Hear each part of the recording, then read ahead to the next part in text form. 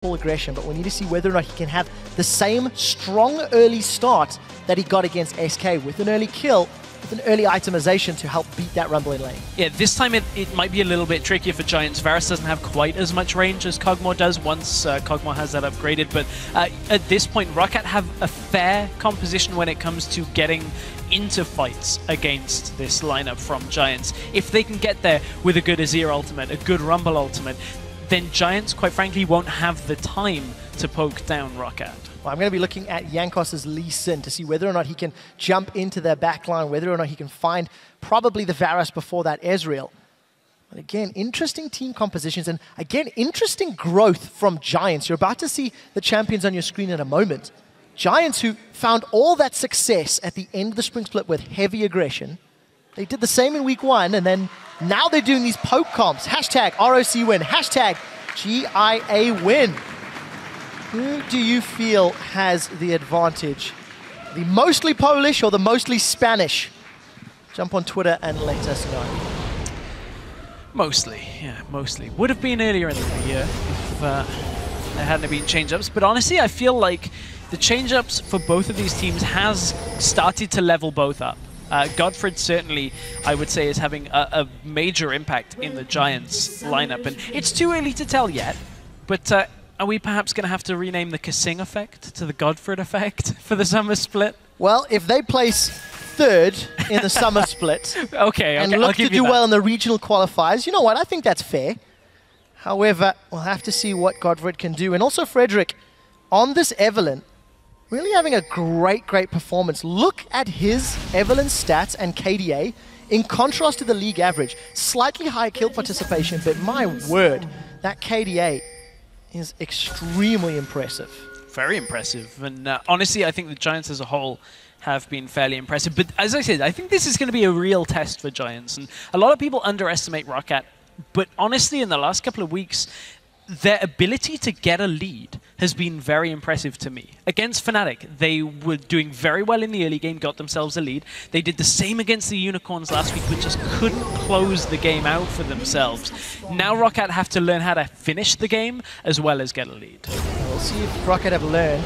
They're going to have a tough time, especially against the carries of Pepinero and Adri, because yes, Pepinero is the shining light of Giants. However, Adri's AD carry performances have been really quite exceptional, and for their respective roles, Pepinero and Adri are actually dealing the second highest amount of percentage damage for mid and AD carry across all 10. Contrast that to Nuktak and Woolite, who are 8th lowest. So it really is night and day between the respective carries. The thing that's also very interesting to me, on the side of ROCCAT, Woolite is dealing a higher percentage of his team's damage than Nuktak. And that's surprising considering all of the negativity is really focused on Woolite and how he handles himself in those team fights. He certainly does a lot for ROCCAT. Just it isn't always in the positive direction for the team, but certainly he has shored up a lot of it. Just when you get to the late game, he started to, or continued to be a little risky with his positioning. But speaking of risky, Frederick, off a single buff. This happened last week. Yeah, I was going to say, is heading into the top lane. And again, Steve is the one everybody is focusing.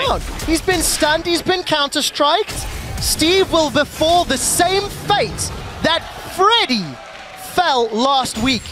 And actually with that death, Steve now has 28 deaths, the highest in the league. Freddy is the second highest with 27 for top laners. But the exact same thing happened. I just feel that's poor scouting. I mean, Giants are basically running exactly the same composition, and their early game seems to be exactly the same kind of plan. So, as you said, I'm not sure what ROCCAT did with regards to watching the start of that SK game again, but that's something they should have been aware of. So, Frederick, we showed the graphic, we showed his level of impact. He's already got first blood. Oh no. Steve. Is it going to happen? Is it going to happen? Steve. Don't do it, dude. Oh, this is scary. Steve is going to be able to walk away. He's checking, at least. He's doing his due diligence, but he is only level 1, so has to check with Q. Flash in the bottom lane, though. So we do see Vander. He's caught Godfred. The black shield is up. He lands the binding onto Jankos. He's trying to get away, but the follow-up resonating strike will secure a kill on the board for ROCCAT, and it lands in the hands of Woolite. So ROCCAT, they show they have some bite and some fight. knock Godfrey down a peg. Nice return play from ROCCAT in the bottom lane. As you said, Godfrey just didn't have time to react with the black shield before they managed to get that engaged. But a lot of summoners we use down there heal on both AD carries, both flashes and both ignites. So that is pretty much the bottom lane done for a couple of minutes. Stress. Frederick has been hanging out in this top lane. He may as well pitch a tent. But look at the effect it's having right now. 5 CS on Rumble because Steve is petrified that something like that was happening. And he was right to be afraid. But it has cost him CS in this early, and yes, he's been able to get experience, but honestly, you need to stop a Jax farming. You can't just let him sit up there and get the wave in the position that he wants like this, so that it's not quite pushing into the tower yet. And now Steve is always going to be pushing forward in this lane. Well, we did see the investment in Werlib's future currently seems to be paying off. Jankos coming to help Steve just shove that wave into the lane, try to get it to reset and to bounce. And we'll see if that's going to get Steve any farm. We've shown how focusing Steve down can work. It's cost ROCCAT in the past. And Jankos, in this last 5 minutes of gameplay, has actually been just very good with regards to his decision-making. He goes bottom lane when he knows there's an opening, now helps out Steve in the top lane, and Steve's actually going to go around and jungle with Jankos now because they just need to keep Steve out of that lane for a minute or so while the wave comes back towards him. But honestly, Jankos, he's a player that's been improving over the last couple of weeks and certainly looks to be on the same trend again. So let's see what Jankos can do. Got an assist on the board, thanks to that gank down bottom. And this is the first time we've had a good look at the middle lane. Pepanero went back for an early tier. If memory serves correctly, Power of Evil, when he played it, he actually went back for an early Manamune, straight out. Saved all the way up. So this is a slight departure from a build path we've seen. And it makes it very difficult now for Pepanero to actually get that Manamune transformed earlier into the game because you don't have the ability to stack it with auto attacks. You're relying on your abilities, which before you have cooldown reduction are fairly moderate cooldowns. They're not particularly high, but certainly you're not stacking it very quickly. One thing for this Giants lineup they have to be a little careful of is they are stacking a lot of AD. It's not the Cogmore now dealing AP. They have to make sure that ROCCAT can't itemize a lot of armor very early on, otherwise this game may be a little more difficult for Giants to close out because they really only have Morgana and parts of Evelyn's kit that are going to be dealing magic damage. There are a few auto attacks from Jax, but you're 100%. Yeah, I was going to say, thinking about it, there are a couple more from the Empower as well from Jax. He does predominantly physical. And also all the poke that Giants are going to be putting down. The armor work up. But Adri also went the Manamune into Iceborne Gauntlet after Blade. So he went blue build Ezreal last week. Could theoretically expect similar, helping Pepanera out, landing out those piercing arrows over and over. But we'll see what he decides. It does look like he's gone to back, and here's the ingredients of your Manamune. So we're expecting more of the same, and we settled into the standard farming. I think a lot of praise to Steve. He's picked himself up 24 CS. Some of those will obviously be jungle creeps, so not quite worth the same level of gold that Werlib's 24 effective CS has garnered. But you've got to do everything you can on that Rumble to get yourself back in the game and pray your equalizers are game-changing. Because he's not going to have the items for a little while. And neither are Giants, though, to fight, is one of the things. They're now sitting on double tier. They're in their power trough and waiting for this game. And again, they picked a top laner that needs time. He needs basically 2 items. We saw him, we saw Werlib start 1v1ing a Zed when he had a Bilgewater Cutlass and a Triforce. That's about the time that a Jax can start getting away with that kind of play. But it certainly depends on who he's trying to fight. So Giants need a little bit of time. ROCCAT shouldn't be giving them time in this game. They've got Lee Sin, they've got Rumble. They should be looking to go for a couple of fights around the first, second dragon, just to try and get Giants out of contention for this strong later game composition. Yeah, we talk about the level of impact that Lee Sins have had, or rather not had. But last time Jankos played Lee Sin, he had a 54% kill participation, so it wasn't really him carrying the game, so to speak. We do see he's been involved in the only kill they've got on the board. So let's see if that window of opportunity, how much time he actually has. You do see the CS numbers, even in mid, even in AD carry. Obviously just that strong lead that Jax has built up. But the other thing we noticed when we watched Giants last week was just how much time they spent dilly-dallying about when SK was swapping lanes. Giants seemed a little lost in their early to mid-game decisions. They don't have the same challenges here because ROCCAT are actually just sticking to the lanes and saying, well, Steve, good luck. But well, we need to see how Giants focus themselves as we progress and as we start seeing some more pressure with more items. Well, this game's a lot more straightforward for them. They don't have the movement around the map that was a little bit crazy from last week's game. So Giants basically are going to sit in standard lanes for a while, because you can see Whirlib is just constantly getting ahead. Bottom lane is ahead for Giants, and they have so much distance that Alistair should never really be able to get on top of them without using his flash. And even then, you just use that black shield, and it makes it very difficult for him. So Jankos doesn't exactly have a lot of options when it comes to lanes he can help at this point. So Jankos has to try and figure out his place on the map. So there we go, Dyrus calling it out. Even though Steve died, played it well by not dying to the Eve camp. And for me, I would have been dead 3 times. At least you got a good sense of humor, Dyrus, but it's something that Stress also alluded to. Yes, Steve respected Eve's presence, but it has cost him 45 CS. Yeah, but you kind of contrast that to if he had died, how much worse would the situation be? So I completely agree that he played it very well with regards to cautiously advancing in the lane. So certainly Steve has learned his mistakes from previous games, but Vanda's on a roam into the enemy jungle and is clearing out a pink ward. This is not something that should happen all that much this early into the game, but certainly Jankos on the top side of the map makes it an easy read for ROCCAT to go out and clear. Manages to work out in favor of ROCCAT. They secure that first pink ward kill. We'll see how they handle themselves if we just breached 10 minutes. Frederick picked himself up that Warrior Enchant skirmish. Warrior Enchant ranges for Jankos. And we see the first big item completed, the Morella Nomicon, in favor of Nukdak's Azir. Obviously going that one. CDR, the mana. No mana means yes. So Giants, you know, I think they were happy. They're in that sort of slower early game that double tier gives you. Yeah. ROCCAT's team composition cannot give them the same options that Origen had from the previous game. That's the thing, though. As long as Giants don't get engaged upon, they're happy. They really need to just kind of sit here for a while. And that is kind of punishing ROCCAT the other side of the map, though, when you look at top lane. This is the highest CS difference at 10 minutes that we've had yet in summer. So at this point, Steve is under the pressure, but he's farming up now fairly well.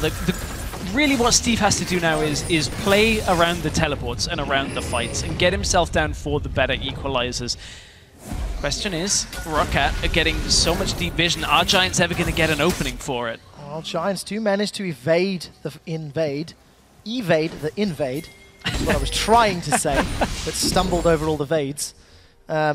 We did see Jankos throw out the Sonic Wave, but that was exactly what you were touching on, Stress. As long as Giants do not get engaged upon, they're in a decent enough position. We do see Steve left that top lane to pick himself up a Haunting Guise. And Whirlib is just getting a couple of auto attacks on the tower. Not that much damage yet, but he'll be happy. A Jax at 12 minutes with 100 CS and almost Trinity Force. Happy days. When does he go full split push mode, though? That is, that really is something that ROCCAT have to be careful of, because when he does, it's then on ROCCAT to either send somebody to stop him, which is unlikely the later it goes into the game, or just engage. And I think that's one of the things that's more difficult for this Giants composition, is the distance they can put between themselves and their opponents while still outputting damage is going to be shorter than with the Kog'Maw, as we already talked about. So we did see Dragon secure. Giants reading the situation well, under absolutely no threat. Both teams average 2.5 Dragons a game.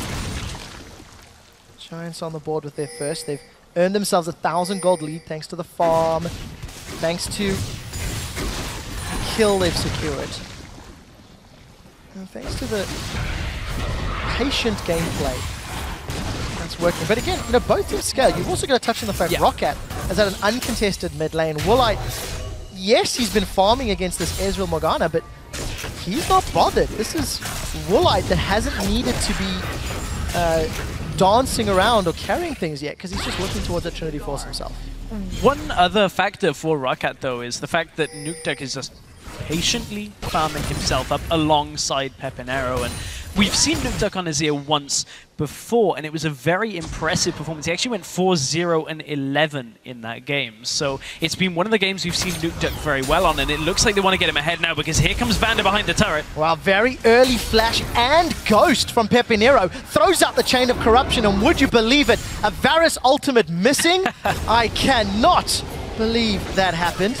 But both summoners blown for absolutely nothing other than damage on Vander. Steve eats Agony's Embrace, flashes the moment Whirlip leaps in. Summoner spell blown. Flash for flash top lane, and I don't think Steve will be too unhappy with that. There's been so much pressure on him up in this top lane, and he can just quite simply, as you see, throw his ultimate down, clear the wave out, back away, and he knows there's no dragon available, so it's not like Giants can really pressure down this turret without the fear of him teleporting in. So ROCCAT will be fairly happy with that, but certainly this is a very patient game to begin this series between, or this game between ROCCAT and Giants. And there were so many questions on people's mind about which team has improved the most. And I don't have any answers for them yet. It's even. Yeah, we'll have to keep watching. One thing that has shown is Giants are at least reading the team comps and playing theirs, I think, slightly more effectively. You look at the Lee Sin from Jankos. He's been involved in 1 kill in 15 minutes on this heavily early game focused jungler. We look at the Jax Evelynn from Giants, the second time they've run this combination. And again, they get a first blood onto Whirlip's Jax. They did it last week, they did it this week. So great execution from Giants. They are going to be under some pressure on the top, but this is 3 melee champions coming up against Frederick and Whirlip. No Agony's Embrace. Whirlip's going to at least scare them away at the cost of some CS. Jankos, he's gone in. He manages to land on kick and follows through with the resonating strike. Frederick and Whirlip make their way out, but while all that was going on, Ardri, with his Manamune, with his Cutlass, secure the first tower of the game. And that's what Ardri did all game last week, was just push towers. Until Jax was ready to take over from that mantra, it was just Ardri, always ulting the wave, always pushing through on this Ezreal. And Godfred, as soon as that happens, starts to leave lane, and he's done it again here against Nukeduck. Does catch him with the Dark Binding. Yes, he does. Cleanse comes out from Nukeduck. So, Summoner spell down, again, trading. And that's one of the roams that Godfred talked about. We actually had the video clip of his Morgana in the last 2 weeks. Doesn't result in a kill today. We did see Pepinera. He's also back for a BF sword and long sword. I believe Whirlip is sitting on enough gold to complete his Zeal. Not enough just yet. Not too long. It won't be too long away. I think next time he backs, he'll wrap that up. But look at the vision on the top half of the map from ROCCAT. Really, really strong ward play. It did get them the tower a few moments ago, so we'll see if it can equate to any more plays in the coming minutes. Well, basically now they just have to invert it and do that on the bottom side for this dragon. Stop Giants from getting themselves surrounded on that on the dragon. But yeah, the vision play has been pretty good. They've been up against an Evelynn, but quite frankly, Frederick's just spent almost all of his time top lane. So, I mean, ROCCAT, 3 guesses as to where Frederick is going to be on the map, because normally it's pressuring Steve out. But Steve has picked himself up a needlessly large rod. Still about 30 CS down, but he should start collecting a little bit more of that once his duty becomes to collect waves at towers. And for Steve, considering the early game pressure, he's almost hitting level 11. He's got the rod, he's got, there we go, rank 2 in his ultimate now. So all of that early sort of gains that Giants had built up, it's just equated to the 1,000 gold lead. And they're still going to have to play these team fights effectively. One thing I do want to highlight, in respect to the previous 4 games, ROCCAT had actually placed 43 green wards to the 21 of Giants. Now, of course, the average game length does come into effect for that particular, statistic, but overall ROCCAT are warding a higher amount than Giants. And I actually feel that's because Giants tend to ward less overall rather than ROCCAT warding more. We spoke about that in the SK game last week, is that Giants notoriously can get baited into fights, into areas they don't have vision, because they're not quite so stringent on actually securing vision ahead of time and then moving around the map. Whereas, look at what ROCCAT have done. As we said, invert from top side to bottom side now. They've got pink wards down, they have wards around the river. Couple still left to clear out, and yes, the Scuttle Crab vision is still there for Giants. Will be once this dragon spawns, but the fact of the matter is, Giants are going to struggle to push down here with the position from ROCCAT. And of course, for ROCCAT, they're looking for team fights. That's what their team does best. Giants, they want to poke. Ooh, they're boxed in, though. The tower has been secured. There's Agony's Embrace on what I think was 3. True Shot Barrage flies across, and Steve manages to get the Equalizer down before getting down. Chain of Corruption catches on Vanda, and he gets melted through the Unbreakable Will. And Nukeduck, he wants to pick a fight. Emperor's Divide doesn't really connect, but Frederick's in trouble. Woolite looking for a kill. He does get caught by the piercing arrow and is now in full retreat. Flash forward onto the Dark Binding. Audrey with the Mystic Shot, but Dead's going to follow up with the Arcane Shift. One more long-range skill shot, and Lozok is out of his chair celebrating. Giants lose Dragon, but get 3 kills. Great fight for Giants, and honestly, it's what that composition can do right now. ROCCAT had completed the Dragon, but now you've got to try and escape against a composition that is just trying to line up poke, and you've only got that small entrance at the front of Dragon to escape through, and it's very easy for the Giants to start laying on damage from that point. Again, look, ROCCAT, they've got the Dragon at this point, but now you've got to get out past all of Giants. Nice ultimate out of Frederick to clip a good few people, and then Werlib, as only Werlib can do, had already teleported in a lot earlier to that fight. We talked about how good his teleport timings are. Jumps in with the Jax, gets a multi-person stun, and Nukeduck didn't quite hit the mark on that ultimate. Giants, they re-engage on this and clean up. And this poke style is working so well for them right now. What a confident play from Godfred as well. Yeah. Newest member to the stage for Giants, respectively. And he manages to make the kill. Audrey, one lost Mystic Shot. With those kills, managed to pick up those Ionian Boots of Lucidity, Blade of the Ruined King. We've still not seen Pepinero back in a while. He's actually sitting on 2,800 gold.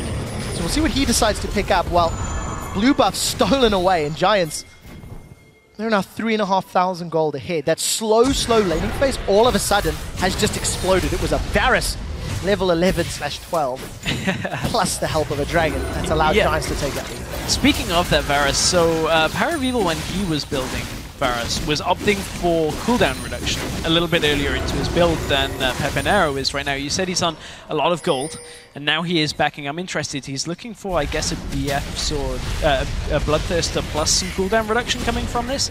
Should be boots, I assume. Or okay, he's just opting for flat damage and then penetration from it with a Last Whisper. But Steve, speaking of damage, is in trouble. Steve, he's running, gets the Equalizer out, doesn't even matter. It was too little and too late, and Werlib just Steve rolls him down. Oh dear. Well, we do see Godfred. He's come in, but he's in trouble. Knocked under the tower. Nukeduck is trying to get away, but the Soul Shackles will catch him out. True Shot Barrage goes wide, and Audrey unable to follow up with a Mystic Shot this time. Yankos saves the day to secure the kill. The roam from Godfred didn't work out too well this time, cost him his life. But what is happening on the other sides of the map? Werlib on his own in the top lane. ROCCAT have 2 players bottom lane in Woolite and Vanda pushing down a turret, but they lose mid-turret in exchange for this. Giants are looking to come up huge from this. Werlib, I don't think he quite cottoned on to Nukeduck being there at first. Ooh. You can feel the pain there. Nukeduck almost takes him out. Chain of Corruption catches Vanda, but he unbreakables those chains. Piercing arrows, Mystic Shot, Essence, Flux, everything trying to catch him down. But Audrey does have that red buff, so if he can clip him with the skill shot, does not this time around, means Vanda should be able to get away. You see Mystic Shot carries on chasing. Audrey's got a lot of mana. He gets the Pulverize, and Steve is teleporting in. He's on the board. He gets the double buffs, just the red buff rather. And that's a Steve double kill. Yankos now finds Godfred, trying to catch him out. No Dragon's Rage yet. Wards hop forward. Tempest and Cripple should be up in a couple of seconds, and Yankos is just going to run him down, actually flashing for that one. As Yankos gets the kill, and Giants all of a sudden give up 3 as ROCCAT chased them down. Yeah, that was a little overconfident, to be sure, from Giants there. So Yankos, good KDA, despite not having the best team scoreline individually. Second highest according to that drop down. Overconfident from Giants, and that's a bit of a problem for them when it comes to closing out this game, because now they've given Steve a couple of kills. He's still yet to complete a full item. Zhonya's is nearly there for him, but shutting down Steve was such a big part of this early game for them that would have allowed Giants to just get to this stage of the game very comfortably. Now that they're here, Steve is still going to be posing a problem around objectives with that equalizer. 1 minute until the dragon comes up, but I wonder whether Giants can complete any key items before they get that Iceborne Gauntlet a long way away for Adri, so they'll still be able to be kited around by, you saw Vander going a long, long way down the lane there because there was no real slow coming out from Adri. Well, Mirror Mana has been upgraded for Pep. Okay, that's a teleport. Giants are teleporting in for Baron. Yeah. ROCCAT are going to slow to react. Look, Woolite's in the bottom half of the map. Giants with a super confident play. The problem here, Stress, is Jankos is around. He does have Smite. He's got caught out by the Chain of Corruption. Baron's been secured, but Giants are low. Steve is looking for more. The Equalizer went in the pit, and he wasn't able to get more. Jankos jumps in, and he manages to land the roundhouse kick to the head of Frederick.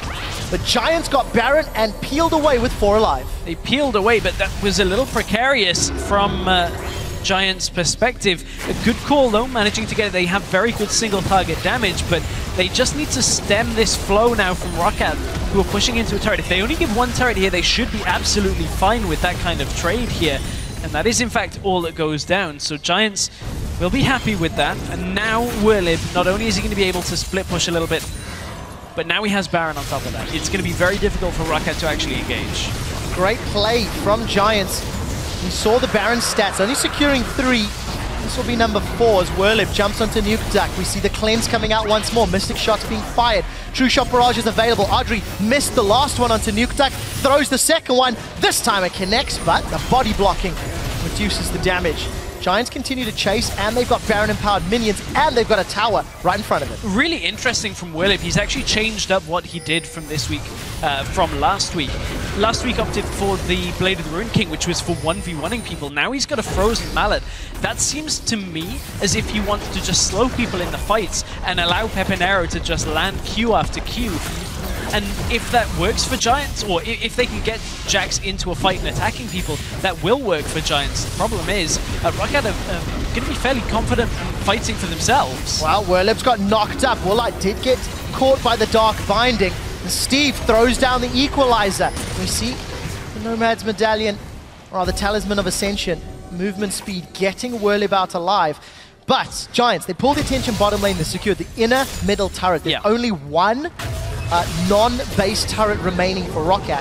That was the one that Giants were sieging down bot. So interestingly, you can see how Giants were moving away from that fight, and that's something that they're going to want later and later into this game. The ability to kite back with Varus is actually one of the things that makes him incredibly strong, is if ROCCAT are chasing into Giants, Varus basically gets a free ult on whoever is trying to engage, because they can only come towards you, and trying to dodge that skill shot is a lot harder at that point. So Giants, if Pepinero was there, would probably have looked for a re-engage. The fact of the matter was, Willib was very low from that fight, and Pepinero wasn't there. So we'll see if Pepinero can combo those Hail of Arrows with Adri's now completed Iceborne Gauntlet. Last Whisper picked up for Pepinero, and he did eventually get some CDR in those Ionian Boots of Lucidity. Hourglass is completed for Steve, for Nuke Duck, Triforce and Blade of the Ruined King for Woolite. So some big item breakpoints have been reached, but Giants at 27 minutes maintain a 4,000 gold lead. They maintain a tower lead. However, they are behind on Dragons, which I feel you expect when you're against a Zia, Rumble, Alistair, who can do very well in those team fights. Yeah, you would somewhat expect that, but honestly, a lot of this gold lead is stemming from Pepinero having a gold lead, CS lead in mid lane when it comes to it, and a CS lane lead for Werlib in the top lane that has kind of stayed true throughout the entire game. So Giants have been giving the farm over to their solo laners very effectively in this game, and you can see how much damage each of them is able to do right now. And again, Werlib over in a side lane is looking to push into Steve. Does not have teleport, keep that in mind, whereas Steve does. That could be impactful. Ooh, I was going to say Werlib probably doesn't want that fight, but you can see exactly how Werlib wants to play this, is that if Steve teleports out, with the wave already pushed in, Werlib gets an inhibitor. So, yes, they can teleport out and get the fight, but Werlib will deal too much damage for ROCCAT to hold on to. Oh, we did see Woolite gets caught out there by that little Dark Binding, but it was at max range. Nobody else from Giants was able to respond. Giants have lost their Baron buff. They've sieged. They managed to get one tower out of the deal. And now they're looking to get on that inner turret, but Azir's wave clear and the range from Woolite with that Bio-Arcane Barrage is managing to keep the waves at bay. So ROCCAT, they're digging deep, they're holding on.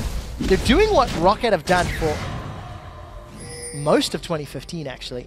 Fall a little bit behind, but become very scrappy in the mid game.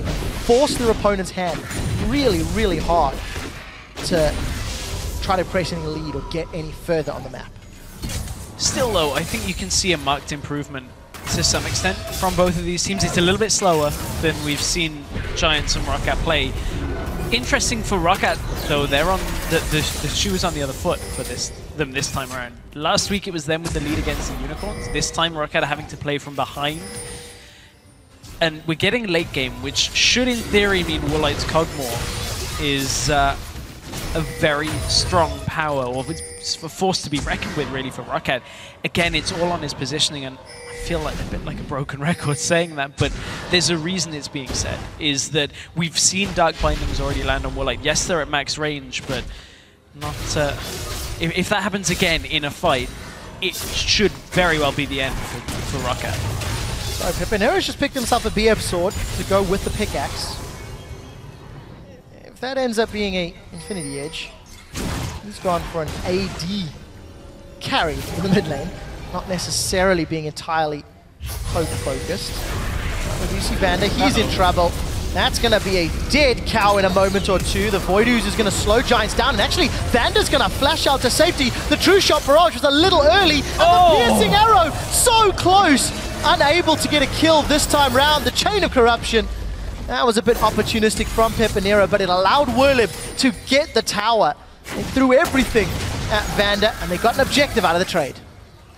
Oh, the Azir tower came up just in time to deny Giants from pushing off this easily as well. Oh, Woolite cannot afford to take that kind of poke at this point. Giants are going to be able to push this down, but every time they make a move like this, Werlib is getting work done the other side of the map. You have to be careful of Jankos looking for the engage, though. Well, he tried the Dragon's Rage kick, but Frederick, he had the black shield. He wasn't going anywhere. Nukeduck slides all the way forward with the Conquering Shifting Sands. We do see Summoner Heal was used to keep him alive, and Vander is the one that eats the Dark Binding. Pepinero secures the kill as Giants peeled away. And we do see Steve down in the bottom lane trying to push Werlib out. He got Chain of Corruption catches Woolite! Catches Woolite! And Woolite is potentially going to cost his team a Baron. Giants immediately turn away, and Werlib's making his way up there as well. At this point, though, the Giants, they know that they can just continue this again and again, and as long as Jankos didn't get that engaged, speaking of Jankos, he's caught. That looked like it hurt. Nukeduck, though, he fancies a piece. Nukeduck and Steve are alive, both with their ultimates. Again, though. Wise, Giants back away. However, Dragon secured. Yeah, Werlib is every single time that Giants are just doing this play where they just stand there and catch somebody out basically for free. Werlib is just getting everything the other side of the map, and ROCCAT aren't addressing it. You saw Jankos try and get the engage. He couldn't get into the backline for a good enough engage, and Godfred's making that even more difficult by the fact that he's Morgana again and can just use the black shield. So it's very tough for ROCCAT to actually start these engages just because of how much poke that Giants have. Very well played from Giants. They've been patient. They've been controlled. They've not really put themselves in a position to be punished overly so. And when ROCCAT have looked for the engages, Giants have peeled away to deal with it. We did see Lost Whisper picked up for Audrey, so those Mystic Shots going to hit even harder.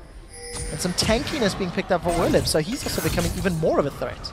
I'd really like to see Giants try and control vision a lot more, but it's made so much harder by the fact that as of yet, Frederick hasn't upgraded his trinket to the second tier sweeper trinket. They've also got 2 blue trinkets on themselves, so that means no extra wards or sweeping potential from the mid lane. So this is what leads to Giants having fairly few wards on the map, because the only person that can really ward is Godfred and Frederick right now. So it's tough for them to actually shut ROCCAT out of the map completely. It does seem to be working at least slowly for Giants. I mean, this is the team that was 3-1.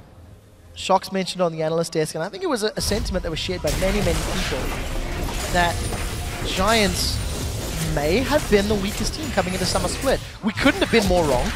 could not have been more wrong, because they're showing up and they're putting, you know, really good performances together and in very different styles. They had aggressive team fight comps in weeks 1 and first game of last week, and now they've shown 2 games of very long-range passive poking. And they're showing they've got the coordination and the control to play it off. No teleport from Steve.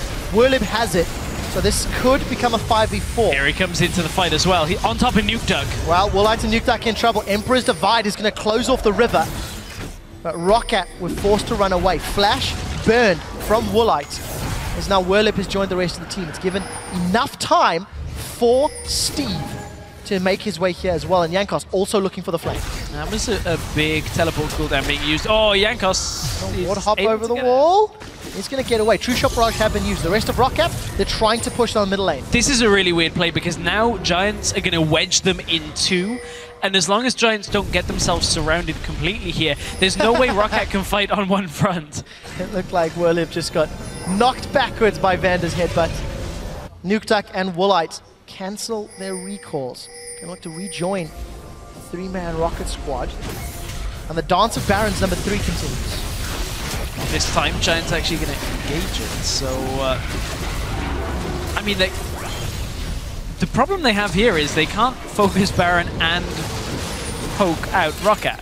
That's not something they can do both at the same time. You've got to pick one or the other, or ROCCAT are just going to be content to just sit here and just watch you get lower and lower against Baron and then engage as soon as you try and focus it. Yeah. Now Giants have to back off. ROCCAT have got control of their own jungle again for another couple of minutes, but Giants, honestly, all they've got to do now is the same kind of play again. Just whittle ROCCAT down again and again. So you've seen, even with an 8,000 gold lead, Giants do not want to pick a team fight against the power of a Xeon Rumble in those closed spaces. But we've also seen from Giants, they're not particularly strong at taking towers without the Baron. They've taken a very long time to clear that bottom inner turret. So it feels like the Baron bait play is the one they want to focus on. I want to draw your attention to the minimap, guys, because it looks like a secret Baron attempt is going on. You can see Adri's in the pit. Steve and Jankos are aware of it. Oh, the ward is not caught by the pink ward. Doesn't seem to be. Not so secret anymore. They are in trouble. All of a sudden, the fight seems to be breaking out. Vander's Unbreakable Will's been popped, but NukeDuck is still in the middle lane, clearing it out. So ROCCAT able to thwart the secret attempts. Jankos. Well, let's see what happens. Frederick is trying to run Jankos down. He's going to flash over the wall. Still a little sloppy. ROCCAT's got some time to group, but Giants have put a lot of poke damage down, forcing ROCCAT's hand. Jankos is being fairly carefree when it comes to clearing out things like pink wards. He's treading the tightrope, but he's getting away with it. Giants aren't punishing him all that much, but Giants now having to deal with a big wave in the bottom lane. It got slow pushed into them, so Pepinero is going to be the one to go down there and clear it, or is that going to be a True Shot Barrage? Blue buff is worth more. Oh, yeah, certainly it is necessary, but Pepinero, I think there might have been a discussion on which one of them wanted that. I can imagine so, but what we do know that since Pepinero showed his hand down bottom, ROCCAT and other ones rushing. Take a look at this. Giants are very far away. There's only 2 members nearby. Frederick could flash over to try steal. He got it! He steals it! Frederick manages to show up big once more. Baron secured for Giants. Dark Binding goes wide. Werlib, he's found targets. He manages to stun up Vander, but Steve and NukeDuck, they're sitting on the sidelines. Woolite is all the way in the top lane, trying to rejoin the rest of his team. Oh, there we go. The equalizer down. That melts Giants. We see Godfrey going low, but the Black Shield keeps him alive. Chain of Corruption catches no one, but ROCCAT give themselves 2 kills at the cost of only Vander's life. But Frederick stealing Baron. Giants again with the Baron steal, and now they're pressuring middle. Last time it was against Elements towards the middle of last split, but this time it's against ROCCAT. They can't get too much more from it, but you can see Werlib always active on the map. They know that Dragon is available. You can slow down ROCCAT a little bit more by picking up the 3rd Dragon of the game here. Will give the added mobility to the Giants, and that's one thing that they've been using to their advantage very well. Talisman of Ascension has been on Godfrey for quite a while now, but here's the steal coming from Frederick, and no, not blind. He had a ward in the back of the pit. Oh, just in the nick of time from Frederick. I believe that was, yeah, he managed to get that smite down, but from here, the re-engage from ROCCAT was actually fairly good. Yes, Steve got caught, but his top lane, there's a catch. Wow, the counter-strike from Whirlip managed to catch out 3. Mystic shot, it does tag Woolite, and the piercing arrow kills him. Jankos gets caught out by the chain of corruption, and Whirlip is going to stun up Nuke Duck. Nuke Duck goes golden, but goes down to the mighty Duck. The Pigeon has no power there. And the only man remaining is Vander. Giants with 4 easy kills and an uncontested inhibitor turret set their focus in the middle lane. That could just be game here for Giants. It was a lot slower affair at this point than last week, but ROCCAT once again are just drawn into fights. We didn't see the build-up of why they were in the top lane, but it's cost them dearly. It looks like they want to finish. They've got Baron-empowered minions and 2 cannon minions to work with. Vander's going to get focused by everybody as the rest of Giants are on the Nexus turrets. Giants open up the summer split with a 4-1 record, and they show that they are the real deal.